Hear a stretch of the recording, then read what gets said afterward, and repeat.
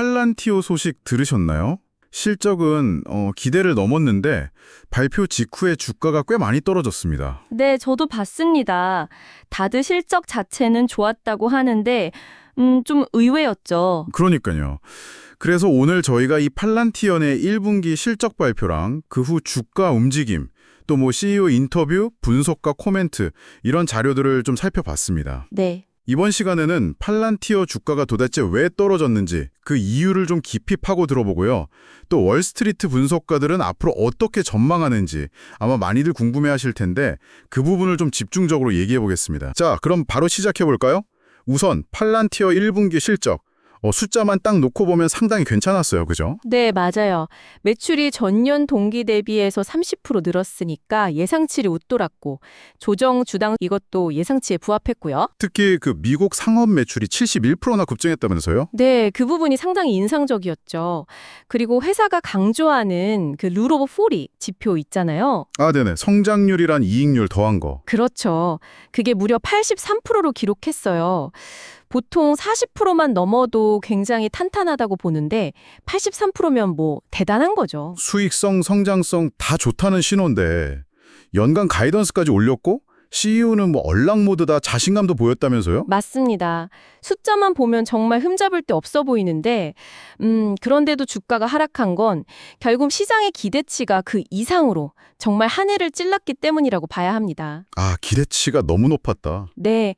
훌륭했지만 시장을 감동시키기엔 2% 부족했다. 뭐 이런 평가가 나오는 이유죠. 우선 실적 서프라이즈의 폭이 그렇게 크진 않았어요. 예상을 살짝 넘는 정도. 네. 매출은 살짝 넘고 이익은 딱 예상만큼. 이미 주가의 기대가 엄청 반영된 상태에서는 이 정도로는 좀 부족했던 거죠. 연간 가이던스를 올리기는 했는데 그 올린 폭도 시장이 기대했던 것만큼은 아니었다. 이런 실망감도 있었겠네요. 정확합니다. 그리고 또 하나 지적할 만한 건 미국 외 지역에서는 상업 고객 증가세가 상대적으로 좀 두드러지지 않았다는 점. 아, 해외 쪽이 약간 부진했군요. 네. 그런데 뭐 가장 근본적인 이유는 역시 밸류에이션 부담입니다. 주가가 너무 비싸다는 인식이죠. 그렇죠. 그 얘기가 많이 나오더라고요. 실적 발표 전에 이미 연초 대비 50% 넘게 올랐고 작년 이맘때랑 비교하면 뭐 3배 이상 뛴 상태였으니까요. 3배요? 와. 네. 그러다 보니 주가 수익 비율 PER이 600배를 넘고 또 향후 이익 전망치를 반영한 선행 PER도 200배를 훌쩍 넘거든요. 이건 정말 높은 수준이죠. 선행 PER이 계속 높다는 거는 결국 앞으로 벌어들일 이익 증가 속도보다 주가 오르는 속도가 훨씬 더 빠르다는 뜻이잖아요. 네, 맞아요. 비유하자면 커피 한 잔 값은 그대로인데 샷 추가 비용만 계속 막 500원에서 2,000원으로 오르는 그런 느낌. 아, 딱 맞는 비유 같은데요? 기업 실적이 좋아지는 속도보다 몸값이 훨씬 빠르게 오르고 있다는 증거죠. 예를 들어 엔비디아 같은 경우는 주가가 막 급등할 때도 선행 피열이 오히려 낮아지면서 아직 투자 매력이 있다 이런 평가를 받았는데 팔란티어는 좀 반대 흐름을 보인 거죠. 기술적 분석 관점에서도 뭐 실적 발표 전에 주가가 더블탑 모양을 보였다 이런 얘기도 있더라고요. 네, 맞아요. 그게 보통 이제 한학 반전 신호로 해석되기도 하는데 그런 기술적인 신호도 있었고 결국 시장은 이미 팔란티어의 미래 성공을 상당 부분 가격에 반영하고 있었다. 이렇게 볼 수 있습니다. 그러니까 조금이라도 그 완벽한 시나리오에 흠집이 나면 바로 이렇게 반응하는 거죠. 그렇군요. 그럼 앞으로 전망은 좀 어떤가요? 월스트리트 의견이 좀 갈리는 것 같던데요. 네, 아무래도 밸류에이션 부담 때문에 신중론이 조금 더 우세한 분위기입니다. 골드만삭스나 모건 스탠리 같은 주요 투자은행 분석가들이 목표 주가를 현재보다 좀 낮게 제시하면서 하락 가능성을 열어두고 있어요. 아, 목표가를 낮췄군요. 네, 그만큼 현재 주가가 비싸다는 거죠.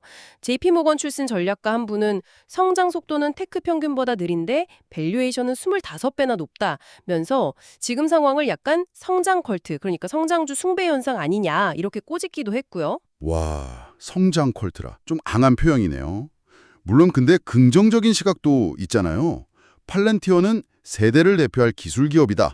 3년 안에 시총 1조 달러 갈 거다. 이런 분석가도 있던데요. 맞습니다. 댄 아이브스 같은 대표적인 강세론자들이 그렇죠. 이분들은 팔란티어가 가진 그 AI 분야에서의 리더십 그리고 장기적인 성장 잠재력을 매우 높게 평가합니다. 특히 정부 부문에서의 탄탄한 기반이랑 또 기업 시장으로 성공적으로 확장하는 부분을 근거로 들죠. 펀더멘털이 워낙 좋다 이런 거죠. 네, 펀더멘털 자체는 매우 뛰어나다 이렇게 주장하는데요. 근데 좀 흥미로운 건 이런 강세론자들조차도 현재 밸류에이션이 좀 높다는 점은 어느 정도 인정하고 있다는 거예요. 아, 강세론자들도 밸류에이션은 부담스럽다고 보는군요. 네, 그쵸. 결국 핵심은 이것 같습니다. 팔란티어라는 기업 자체는 매우 잘하고 있고 잠재력도 큰 건 맞는데 주가는 이미 엄청난 미래 성장을 다 반영하고 있다는 것. 그렇죠. 그래서 과연 그 높은 기대를 충족시킬 만큼 정말 압도적인 성장을 계속해서 보여줄 수 있느냐, 이게 이제 관건인 거죠. 기업의 실질적인 성장 속도랑 시장의 기대치 사이의 어떤 줄다리기 뭐 그렇게 볼 수 있겠네요. 네, 바로 그 지점입니다. 자, 오늘 팔란티어 이야기 나눠봤는데요. 정리해보면 탄탄한 실적과 성장성에도 불구하고 이미 하늘 높은 줄 모르고 오른 주가 그리고 그에 따른 투자자들의 높은 기대치가 맞물리면서 실적 발표 후에 오히려 주가가 하락하는 그런 현상이 나타났습니다. 기업 자체의 펀더멘털과 시장의 평가 사이에 좀 괴리가 있는 상황이라고 할 수 있겠네요. 그렇죠.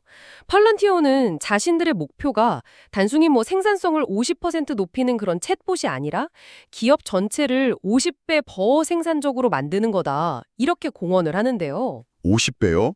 와, 정말 담대한 목표네요. 네, 이런 엄청난 목표를 가진 고성장 고밸류에이션 기업에 대해서 과연 어느 정도의 실행 위험, 즉 이들이 약속한 것을 실제로 달성하지 못할 가능성까지 감수할 수 있을까? 이 부분을 한번 생각해 보시면 어떨까 싶습니다. 네, 실행 위험, 중요한 포인트네요. 오늘 말씀 감사합니다. 네, 감사합니다.